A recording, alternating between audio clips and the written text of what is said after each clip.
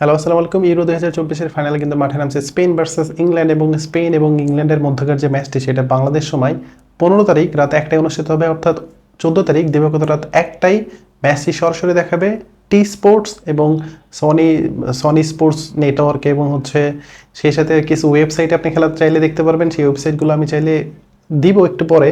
So ভিডিওটা দেখতে হবে শেষ পর্যন্ত এবং এই ম্যাচের কারা এগিয়ে থাকবে, ম্যাচের লাইন আপ কী হতে পারে, কোন দলের কোন উইক জোন এবং স্ট্রং জোন এবং কোন দলের সবচেয়ে ভালো সুযোগ আছে চ্যাম্পিয়ন হওয়ার জন্য।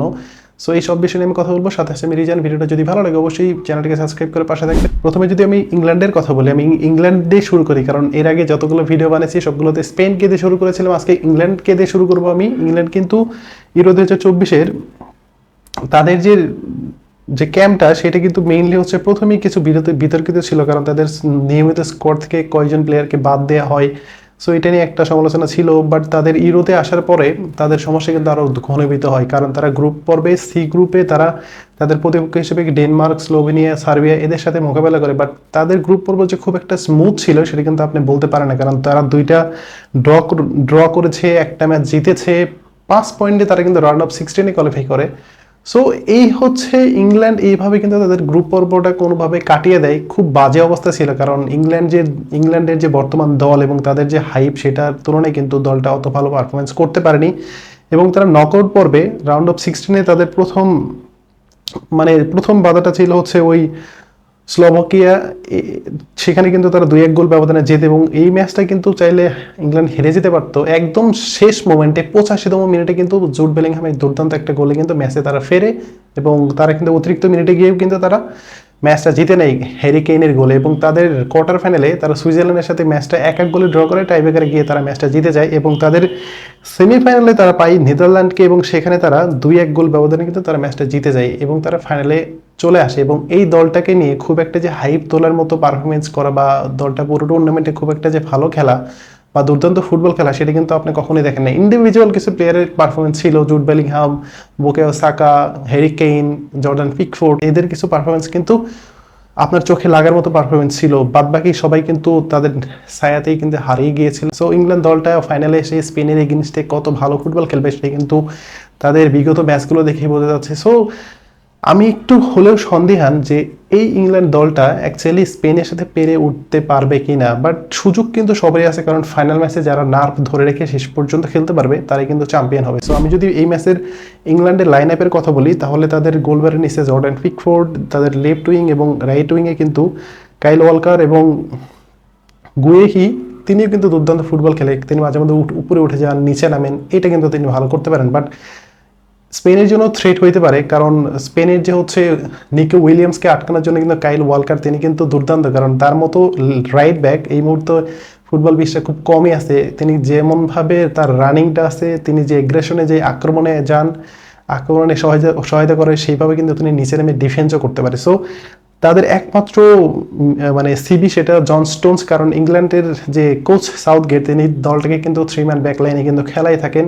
সো তাদের উপরে যারা খেলবে বুকায়ো সাকা, মাইনো, ডগলাস রাইস এবং মোস্ট ইম্পর্টেন্টলি লুকসা এবং কিরিয়ান ট্রিপারের মধ্যে যে কোনো একজন কিন্তু খেলবে, কারণ কিরিয়ান ট্রিপার এবং লুকসার হয়তো ফিটনেস অবস্থা যদি ভালো হয়, হয়তো গ্যারেথ সাউথগেট হয়তো তিনি তাকে খেলাবেন, কারণ লুকসাকে তিনি পার্সোনালি একটু পছন্দ করেন। সো দেখার বিষয় এখন কে মাঠে নামবে। এবং তাদের যে ফরওয়ার্ড লাইনের কথা যদি আমি বলি, তাহলে ফিল ফোডেন, দেন জুড বেলিংহাম, তারা কিন্তু তাদের ইন্ডিভিজুয়াল পারফরমেন্সে কিন্তু দলটা এই পর্যন্ত বা ফাইনাল পর্যন্ত উঠতে তারা যে সহায়তা করেছে সেটা কিন্তু অন্য কোনো প্লেয়ার করতে পারেনি। আমি যদি আরেকটা নাম বলি, হ্যারি কেইনের কথা যদি বলি, তাহলে হ্যারি কেইন কিন্তু এই টুর্নামেন্টের শুরু থেকে তিনি একটু নিজে ইনজুরিতে ভুগতেছিলেন।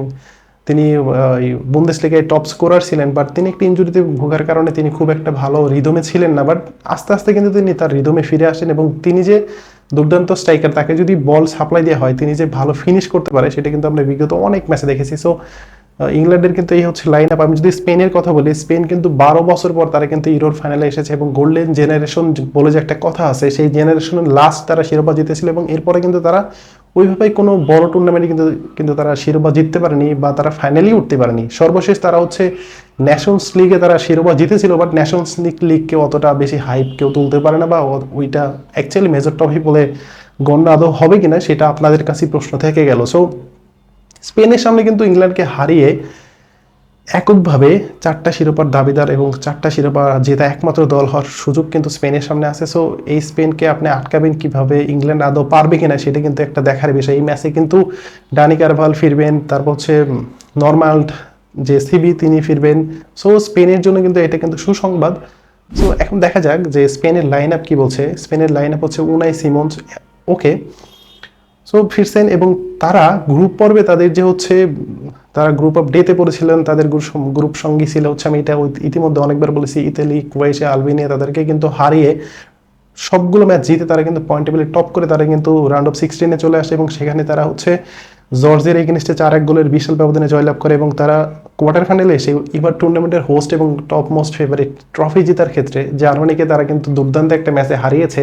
দেন তারা সেমিফাইনালে এসে কিন্তু ফ্রান্সকে হারিয়েছে। সো স্পেনের যাত্রাটা কিন্তু খুব একটা সহজ ছিল না। বাট এই দলটাকে নিয়ে আপনি যখন টুর্নামেন্টের শুরুর দিকে যখন এই দলটাকে নিয়ে কথা বলা হয়েছিল, এই দলটাকে এই দলের পক্ষে কিন্তু কেউ কথা বলতে চায়নি, কারণ এই দলটা খুব একটা হাইপ তুলতেও পারেনি, বা হাইপ যে তুলতে পারবে বা এত ভালো ফুটবল খেলবে সেটা কিন্তু কেউ আন্দাজও বা গেস করতে পারেনি। সো স্পেন যে লুই ফন্তে তাদের যে স্কোর্স বা তাদের যে প্লেয়ারদের যে একটা বন্ডিং সেটা কিন্তু এই ম্যাচে বা পুরো টুর্নামেন্টে দুর্দান্তভাবে ফুটিয়ে তুলেছে স্পেন।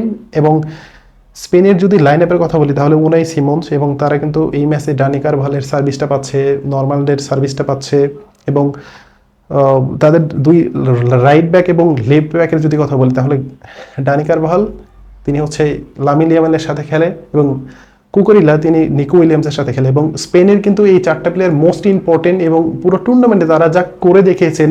ডানি কারভাল গোল করেছেন, তিনি গোল করিয়েছেন, তিনি দুর্দান্ত ফুটবল খেলেছেন। কুকুরিলাও তিনি দুর্দান্ত ফুটবল করেছেন। নিকো উইলিয়ামস এবং জামাল মানে লামিন ইয়ামাল তাদের যে ফুটবল যে দর্শন বা তারা যে ফুটবলের আগামীর স্টার সেটা কিন্তু ইতিমধ্যে প্রকাশ পেয়ে গেছে।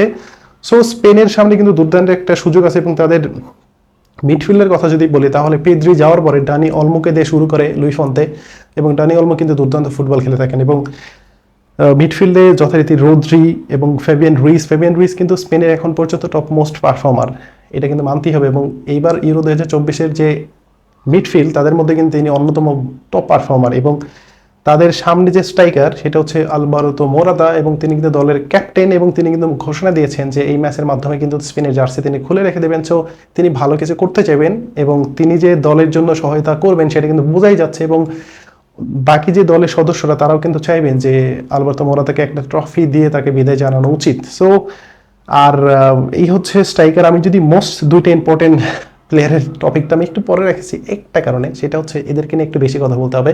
আপনি লামিন ইয়ামাল এবং নিকো উইলিয়ামসের জুটিটার কথা যদি আপনি একটাবার চিন্তা করে দেখেন, দুজনে টিনেজার ছিলেন, দুর্দান্তভাবে তারা যে টুর্নামেন্টটা শুরু করেছিলেন এবং শুরু থেকে শেষ পর্যন্ত এখন পর্যন্ত মানে লামিন ইয়ামাল এমন একজন প্লেয়ার এবং তিনি যা করে দেখিয়েছেন এইবার টুর্নামেন্টে সেটা কিন্তু দুর্দান্ত। এবং তার সামনে কিন্তু মানে বিগ স্টার হওয়ার একটা কিন্তু পসিবিলিটি আছে, কারণ তিনি মাত্র ছোট একটা বয়স, বাট এই বয়সে তিনি যা করে দেখিয়েছেন বা করতেছে সেটা কিন্তু বিশাল ব্যাপার।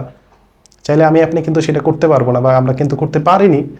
সো লামিন ইয়ামালের সামনে এখনো অনেক সময় আছে, সময় বলে দিবে তিনি আসলে সুপারস্টার হবে নাকি কি হবে সেটা সময় বলে দিবে। আমি নিকো উইলিয়ামসের কথা যদি বলি তাহলে এই নিকো উইলিয়ামস এবং ডানি মানে হচ্ছে নিকো উইলিয়ামস এবং হচ্ছে লামিন ইয়ামাল এই দুজন কিন্তু ভালো ফ্রেন্ডশিপ, তারা একসাথে হোটেলে থাকে, একসাথে মজা করে, টিকটক মানে সবকিছু মোটামুটি তারা করে। এবং তারা দলের মধ্যে কিন্তু সবচেয়ে ছোট, তারা কিন্তু সবার সাথে দুষ্টমি ফাজলামি সবকিছু কিন্তু তারা করে এবং দলটাকে মাথায় তোলা রাখার জন্য কিন্তু ওই লুই ফন্তে তাদেরকে কিন্তু ফুল ফ্রিডমটা দিয়ে দিয়েছে। সো স্পেনের হচ্ছে এই লাইন আপ এবং এই লাইন আপের এগেনিস্টে ইংল্যান্ড দলটা আদৌ টিকতে পারবে কিনা এটা নিয়ে একটু সন্দেহ আছে, কারণ ইংল্যান্ডের যে খেলার ধরনটা পুরো টুর্নামেন্টে ছিল সেটা কিন্তু আপনাকে আপ টু দ্য মার্ক কখনোই ইংল্যান্ডকে দেওয়া যাবে না। হয়তো খুবই হইলে আউট অফ 10 তাদের 6 অথবা 7 দিতে পারি, বাট ইংল্যান্ড স্পেনের সামনে আসলে দাঁড়াবে কিভাবে, গ্যারেথ সাউথগেট কোন প্ল্যানটা করে রেখেছেন সেটা কিন্তু একটা ভাববার বিষয়। হয়তো আমরা এইরকম কিছু একটা দেখতে পারি, হয়তো আমি হবে বলছি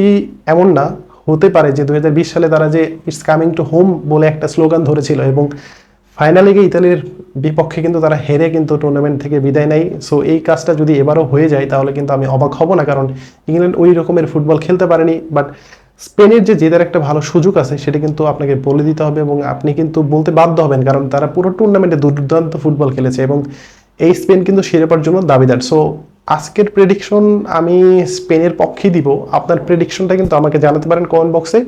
সো ভিডিওটা যদি ভালো লাগে অবশ্যই মাস্টলি শেয়ার করবেন, চ্যানেলটিকে সাবস্ক্রাইব করে রাখবেন এবং ফেসবুক পেজটাকে ফলো দিয়ে রাখবেন। ফুটবল নিয়ে অনেক কথাবার্তা হবে। সো আজকে ভিডিও পর্যন্তই, ধন্যবাদ সবাইকে, আসসালামু আলাইকুম।